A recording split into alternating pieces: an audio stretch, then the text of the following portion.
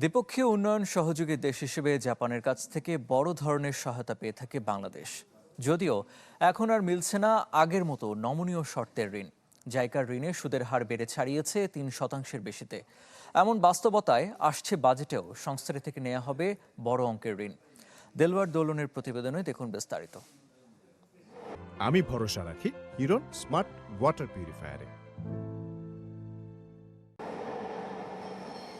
বাংলাদেশের অন্যতম উন্নয়ন সহযোগী জাপান মেট্রো রেল, মাতারবাড়ি সমুদ্র বন্দর, হজরত শাহজালাল আন্তর্জাতিক বিমানবন্দরের টার্মিনালের মতো মেগা প্রকল্প নির্মাণ করা হয়েছে জাইকার ঋণ ও কারিগরি সহায়তায়। যদিও এখন আর মিলছে না আগের মতো নমনীয় ঋণ। অর্থ মন্ত্রণালয়ের আর্থিক সম্পর্ক বিভাগ ইআরডি বলছে, নতুন হার অনুযায়ী সুদ বেড়ে দাঁড়িয়েছে 3.05%। আগে যা ছিল 2.35%, অর্থাৎ সুদের হার বেড়েছে প্রায় 30%। 0.75% বেড়ে 1% হয়েছে পরামর্শ সংক্রান্ত ঋণ। ওয়ার্ল্ড ব্যাংক বা আইএমএফ থেকে যদি লোন নেন তার সুদের হার খুবই কম থাকে, কিন্তু এমন কিছু সংস্থা বায়োলেটারাল বা থেকে সরকার বাধ্য হয়ে তারা করতেছে, ফলে সুদের কিস্তির হার আরও ব্যাপকভাবে বেড়ে যাবে। ফলে এগুলো শোধ করা বাংলাদেশের জন্য কঠিন।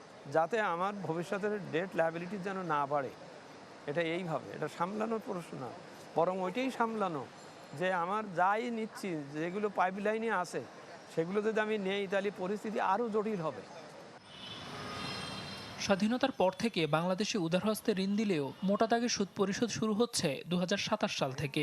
বিশ্লেষকরা বলছেন, গুরুত্ব দিতে হবে ঋণের অর্থের ঠিকঠাক ব্যবহার বাড়াতে। প্রকল্প নিতেও হবে জনস্বার্থ বিবেচনায়। সিঙ্গেল ডিজিটে আমাদের মুদ্রাস্ফীতি নেমে গেছিল অন্তর্বর্তী সরকারের শেষের দিকে, এখন 10-এর উপরে অলরেডি উঠে গেছে।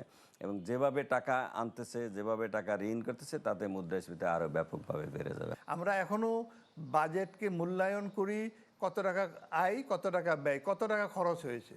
কিন্তু কত টাকা খরচ না দেখতে হবে যে টাকাটা আমি খরচ করেছি সেটা আমার প্রত্যাশিত সুফল বয়ে আনছে কিনা সমাজে। চলতি অর্থ বছরেও বাংলাদেশকে বাজেট সহায়তায় আরও $50 কোটি অর্থ সহায়তা দিচ্ছে জাইকা।